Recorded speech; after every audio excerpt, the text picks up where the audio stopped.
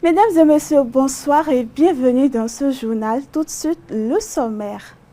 Bénin-Niger, un accord de principe a été conclu à Cotonou en vue de la réouverture prochaine de la frontière commune entre les deux pays. On en parle dans cette édition. En France, les services d'urgence sont fortement sollicités en raison de la canicule qui provoque une hausse importante des admissions et des appels au SAMU. Plus de précisions dans cette édition. Amnesty International critique le renforcement de la coopération migratoire entre l'Union européenne et la Libye. On en parle dans cette édition. Tu viens d'avoir le bac ou tu veux te reconvertir dans un domaine d'avenir, faire le choix du numérique et rejoindre l'école supérieure d'administration, d'économie, de journalisme et des métiers de l'audiovisuel ESAE. De nouvelles filières sont disponibles dès cette rentrée: informatique et multimédia, informatique industrielle et maintenance, réseau informatique et télécommunications, système informatique et logiciel, sans oublier les filières initiales: administration générale, administration des finances, administration des affaires, sciences juridiques, sciences économiques, sciences de gestion, journalisme et métiers de l'audiovisuel. ESAE est disponible sur 4 sites: Cotonou-Badjourmendé, Cotonou-Akpakpa, Abomey-Calavi et Parakou. Pourquoi choisir l'ESAE? Des formations conçues pour le marché de l'emploi, des enseignants expérimentés et passionnés, des infrastructures modernes avec équipement de pointe, des opportunités de stage et d'emploi garanties. Les inscriptions sont en cours et les places sont limitées. Ne rate pas ta chance, donne vie à tes ambitions avec l'ESAE. Contacte-nous vite par appel ou par WhatsApp au 01 98 98 14 00 ou via email scolarité@esae.bj et visite notre site web www.esae.bj. Ton futur commence maintenant avec l'ESAE. Tu investis dans un avenir professionnel, concret et sécurisé. ESAE, l'excellence à un nom. Mesdames et messieurs, bonsoir et bienvenue dans ce journal. Le Niger et le Bénin ont franchi une nouvelle étape vers la normalisation de leurs relations. Réunis hier à Cotonou, les représentants des deux pays sont parvenus à un accord de principe en vue de la réouverture de la frontière commune fermée depuis plusieurs mois. Cette avancée, annoncée à l'issue des discussions, vise à faciliter la reprise des échanges commerciaux et la circulation des personnes entre les deux États voisins de l'Afrique de l'Ouest. Les modalités pratiques de cette réouverture devraient être précisées dans les prochains jours. Les détails dans cet élément. Et le Bénin ont franchi une étape décisive dans le processus de normalisation de leurs relations diplomatiques. À l'issue de 48 heures de discussion à Cotonou, la délégation nigérienne et la délégation béninoise sont parvenues à la signature d'un accord de principe sur les volets sécuritaires, économiques et juridiques. Des conclusions favorables qui ouvrent la voie à une réouverture prochaine de la frontière nigéro-béninoise et à une relance de la coopération bilatérale. Ces avancées concrétisent les consultations engagées dans la capitale économique béninoise par le ministre d'État nigérien chargé de l'Intérieur, de la Sécurité publique et de l'administration du territoire, le général de division Mohamed Toumba, à la tête d'une importante délégation nigérienne. Nous avons tenu notre engagement. Nous avons verrouillé la priorité sécuritaire. Nous avons également jeté les bases d'une normalisation économique et juridique. Les principes de l'exonération des taxes sur le transit, de l'interdiction de la mise en consommation, de la révision des charges et du règlement des contentieux sont désormais inscrits dans nos engagements communs. Je voudrais à l'instant méditer avec vous sur la portée de ce que nous avons accompli. Là où croit le péril, croit aussi ce qui sauve. Le péril étant grand, nous ne l'avons pas nié. Mais ce qui sauve, c'est la main tendue. C'est la volonté de dépasser les rancœurs. C'est la lucidité de reconnaître que nous avons plus à gagner ensemble qu'à nous affronter séparément. Au terme des échanges, les deux parties ont annoncé s'être entendues sur plusieurs principes portant notamment sur la coopération sécuritaire, l'exonération des taxes sur le transit, l'interdiction de la mise en consommation de certaines marchandises, la révision de diverses charges, ainsi que le règlement des contentieux en suspens. Du côté béninois, le ministre de l'Industrie et du Commerce, Olusegun Adjadi Bakari, a estimé que les deux délégations étaient parvenues à restaurer un climat de confiance.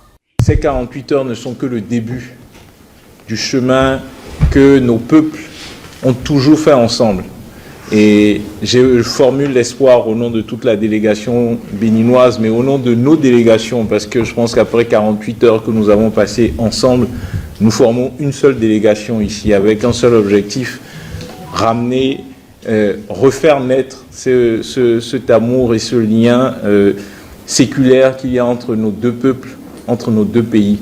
J'ai bon espoir que chacun de nous rendra compte à ces autorités, comme vous l'avez dit, pour une validation formelle, une ratification des conclusions auxquelles nous sommes parvenus et pour que, de manière très rapide, nous puissions les mettre en œuvre au bénéfice de nos populations respectives. Les conclusions des discussions doivent désormais être soumises à l'approbation des présidents Abdourahmane Tiani et Romuald Wadani avant leur entrée en vigueur. Ces accords s'inscrivent dans le prolongement de la dynamique enclenchée le 2 juin dernier à Niamey lors de la rencontre entre le président béninois Romuald Wadani et le chef de l'État nigérien, le général Abdourahmane Tiani. Au-delà de la question frontalière, les deux pays entendent relancer leur commission mixte de coopération et renforcer leur coordination dans la lutte contre le terrorisme et le banditisme dans les zones frontalières. La visite du général Mohamed Toumba apparaît comme un acte de description des relations diplomatiques entre Niamey et Cotonou afin de tourner la page de plus de 3 années de tensions. Le Niger a officiellement engagé son retrait de la Cour pénale internationale. Les autorités nigériennes ont adressé lundi une lettre aux Nations Unies pour enclencher la procédure de sortie du statut de Rome, le traité fondateur de la CPI. Depuis Niamey, le gouvernement justifie cette décision parce qu'il considère comme une justice sélective exercée par l'institution basée à La Haye. Une nouvelle étape dans le repositionnement diplomatique du pays au sein de l'Alliance des États du Sahel. Le reportage.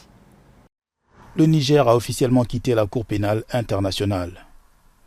Les autorités militaires de ce pays du Sahel accusent l'instance judiciaire de La Haye de pratiquer une justice sélective. Niamey a adressé cette semaine une lettre aux Nations Unies, déclenchant ainsi la procédure de retrait du traité fondateur de la Cour, le statut de Rome.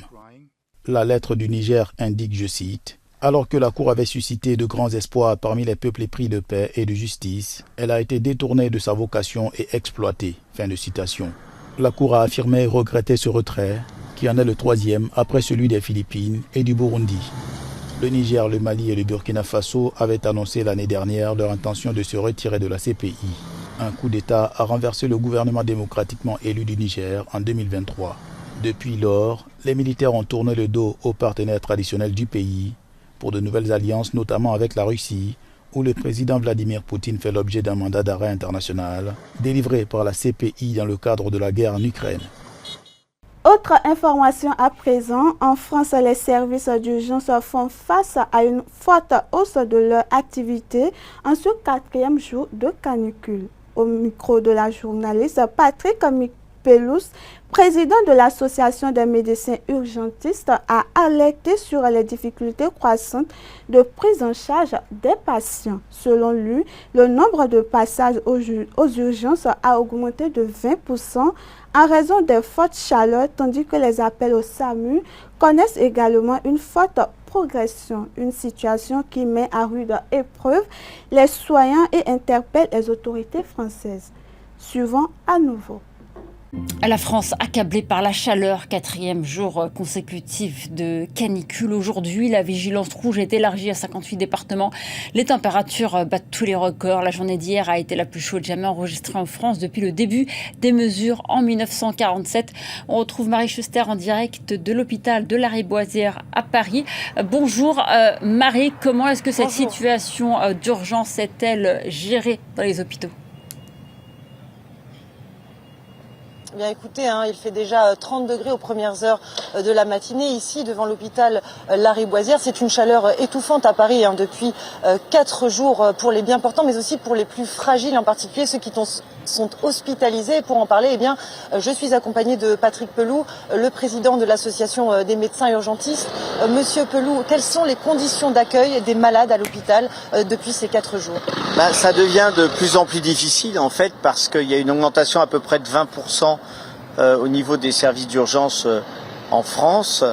Donc ça devient de plus en plus difficile parce que, si vous voulez, quand vous avez une canicule comme ça, au début ça tient et plus les jours passent avec des chaleurs qui sont caniculaires et qui sont insupportables pour les organismes, dont les plus fragiles et les plus faibles, ils arrivent aux urgences. Et comme il y a eu une baisse à peu près en 20 ans de 100 000 lits d'hospitalisation, donc on est dans une situation catastrophique, vous avez un problème pour hospitaliser les malades maintenant. Donc cet afflux de patients, il est effectif, vous pouvez le voir avec le nombre d'appels au SAMU. Ah oui, le nombre d'appels a explosé parce que les gens ont besoin de conseils, donc ça, on arrive toujours à leur donner des conseils, mais si vous voulez, quand vous avez des personnes qui vont pas bien, qui sont dans des appartements où il fait 35-40, il faut les extraire, sinon ça va très très mal se passer et vous pouvez pas les faire retourner chez eux puisque le logement est complètement inadapté. Quels sont les profils des patients qui se présentent à l'hôpital depuis ces 4 jours? Alors là, en fait, c'est à peu près toujours le même schéma dans un système caniculaire pour la France. Vous avez d'abord les plus pauvres avec les sans domicile fixe parce qu'en plus l'alcool n'arrange rien. Vous avez les sportifs qui continuent à faire du sport malgré le fait qu'il fait 40 dehors. Et les travailleurs de force du bâtiment notamment. Puis progressivement les personnes âgées, avec une augmentation des accidents vasculaires cérébraux, des infarctus du myocarde, des embolies pulmonaires, des coliques néphrétiques. Et en fait, c'est toujours à peu près... Et donc là, on rentre dans une autre phase où vous allez avoir les déshydratations et les malades chroniques, âgés ou pas, les malades chroniques qui vont avoir beaucoup de mal à vivre cette chaleur. Et en termes d'infrastructure à l'hôpital, est-ce que l'hôpital est bien géré en termes de climatisation, en termes d'électricité?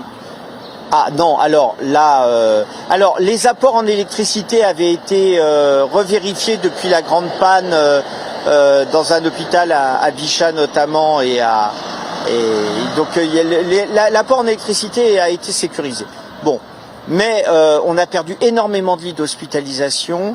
Et il y a eu un retard, on a perdu 23 ans entre la canicule de 2003 et aujourd'hui, on a perdu 23 ans sur les infrastructures, faire des logements, pas des logements mais des hôpitaux climatisés ou rafraîchis. On a oublié de planter des arbres, on n'a rien fait en fait en 23 ans. Merci Monsieur Pelou. 90% des habitants en France sont concernés par cette vigilance absolue à la canicule. Déjà 68 000 foyers ont été privés d'électricité. Hier, la France a connu sa journée la plus chaude de l'histoire et on peut s'attendre à ce que, aujourd'hui, la France batte de nouveaux records de température. Merci Marie Schuster en direct de l'hôpital. L'armée ukrainienne intensifie ses frappes contre les infrastructures énergétiques russes à l'aide de missiles et à longue portée de leurs drones de nouvelle génération.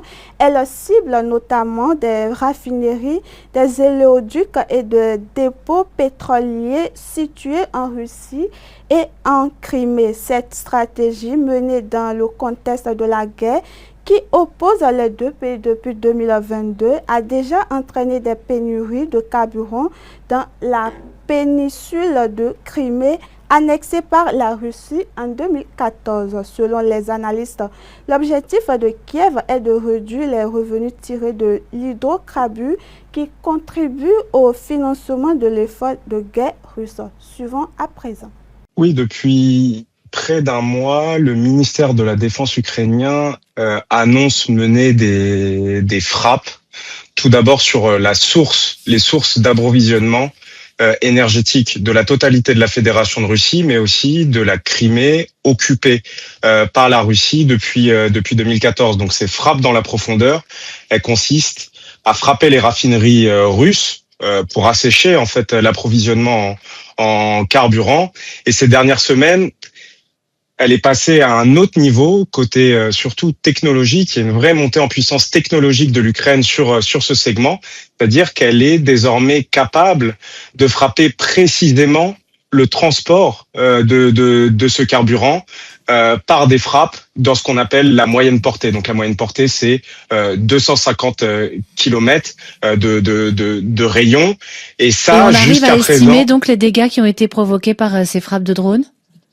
oui, le dégât est concret, et même annoncé par les autorités russes et les autorités occupantes de la Crimée. C'est-à-dire qu'aujourd'hui, les habitants de cette péninsule de Crimée n'ont plus le droit de s'approvisionner en carburant. Les seuls, ce sont les forces de sécurité et les services publics. Est-ce qu'il y a d'autres conséquences pour les civils? Oui, bien sûr. Mais il y a des conséquences certainement économiques immédiates, même si on a très peu d'informations sur le sujet.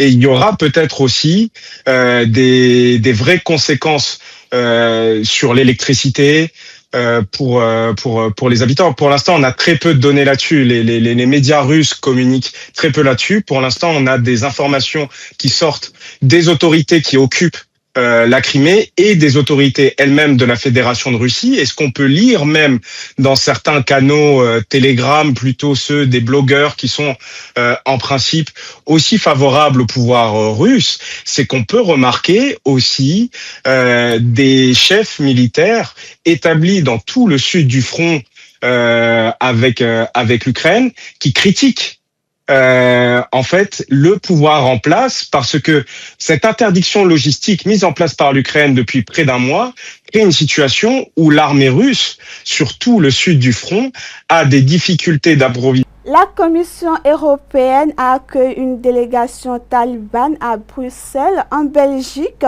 pour des discussions portant sur le retour à Afghanistan de certains migrants afghans faisant l'objet d'une mesure d'expulsion. Cette rencontre tenue récemment dans la capitale belge suscite de vives critiques de la part des organisations de défense des droits humains. De son côté, l'Union européenne précise que ces échanges constituent en aucun cas une reconnaissance officielle du régime taliban. Extrait de reportage à suivre.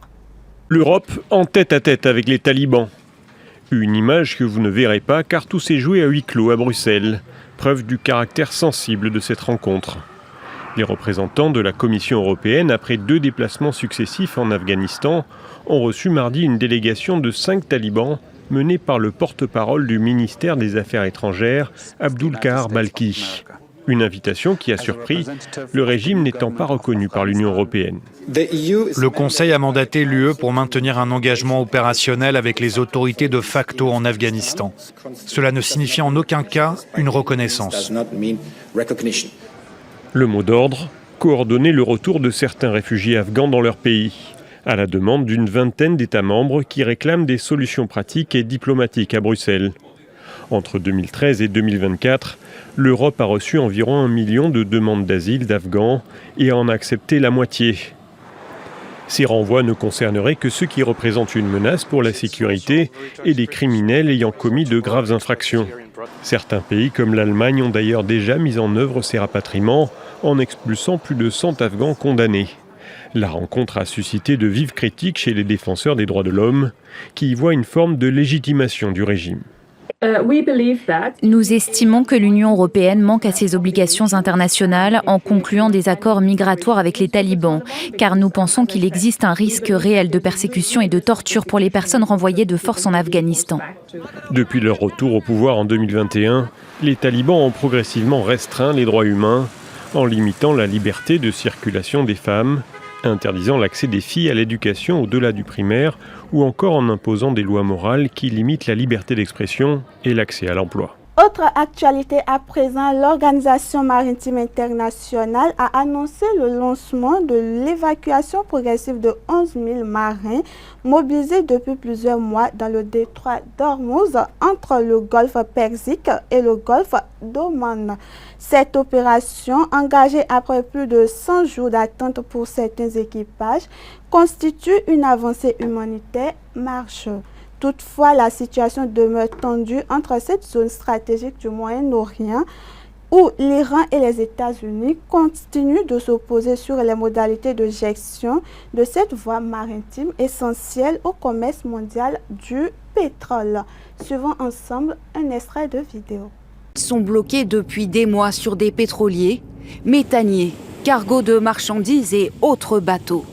11 000 marins vont être progressivement évacués du détroit d'Ormuz selon l'OMI, l'agence de l'ONU chargée de la sécurité en mer. Cette opération marque une avancée significative vers l'atténuation de l'impact humanitaire de la crise sur des milliers de marins qui ont enduré des mois d'incertitude, des mois de restrictions de déplacement et des préoccupations croissantes concernant leur bien-être. Selon l'OMI, les navires seront contactés individuellement et recevront des instructions sur leur départ. La traversée du détroit devrait se faire via 2 routes temporaires. Une nouvelle attendue depuis plus de 100 jours par ce marin d'un équipage chinois. Il fait extrêmement chaud au Moyen-Orient, environ 45 degrés pendant la journée. Régulièrement sur les réseaux sociaux, il documente son quotidien mis en suspens par la guerre, à l'affût du moindre signe d'apaisement. Mais si le détroit a enregistré lundi un trafic record, Téhéran et Washington se livrent toujours à un bras de fer pour la gestion de cette artère vitale au commerce mondial, où transite 20% du pétrole de la planète. Dans un communiqué, l'Iran et Oman y revendiquent leur souveraineté et disent étudier les coûts de service liés à l'administration du détroit. La situation dans le détroit d'Ormuz ne sera certainement plus la même qu'avant la guerre. Et de même, les modalités de passage des navires dans le détroit d'Ormuz seront modifiées. Pourtant, du côté de la Maison-Blanche, la position est diamétralement opposée. Aucun pays n'est autorisé à percevoir des droits ou des redevances sur une voie navigable internationale. C'est le droit international en vigueur sur toutes les voies navigables au monde et nous nous attendons à ce que ça se passe comme ça ici aussi. Le secrétaire d'État américain a entamé une délicate tournée dans les pays du Golfe, largement visés par l'Iran durant la guerre, tandis que dans le même temps, les discussions se poursuivent entre Washington et Téhéran sous la médiation du Pakistan et du Qatar. Dernière actualité pour clôturer cette édition, l'ONG Amnesty International a dénoncé mardi la décision de l'Union européenne de renforcer sa coopération migratoire avec la Libye. Selon l'organisation, cette mesure intervient alors que les migrants font face à une répression croissante sur le territoire libyen. Depuis Bruxelles, siège des principales institutions européennes, l'Union européenne défend cette coopération comme un moyen de freiner les flux migratoires vers le continent européen, une position vivement contestée par les défenseurs des droits humains. Le reportage. Amnesty International a condamné mardi la décision de l'Union européenne d'accroître sa coopération avec la Libye pour freiner les flux migratoires, alors même que la répression contre les migrants s'intensifie dans le pays. La Libye est l'un des principaux points de départ d'Afrique du Nord pour les migrants qui risquent leur vie en traversant la Méditerranée afin de rejoindre l'Europe. Selon l'Organisation de défense des droits humains, tant le gouvernement reconnu par les Nations Unies que l'administration rivale basée dans l'est du pays mènent des opérations de répression contre les migrants et alimentent les sentiments anti-migrants à travers des déclarations xénophobes et racistes. Depuis la chute du dirigeant de longue date Muammar Kadhafi en 2011, à la suite d'un soulèvement soutenu par l'OTAN, la Libye est plongée dans les divisions et l'instabilité, favorisant le trafic d'êtres humains ainsi que de nombreuses violations des droits de l'homme, selon plusieurs rapports d'ONG. Selon les estimations des humanitaires, environ 900 000 migrants et réfugiés vivaient en Libye à la mi-2024 et des populations réclament leur départ. Mesdames et messieurs, voilà qui met fin à cette édition. Merci de nous avoir suivis.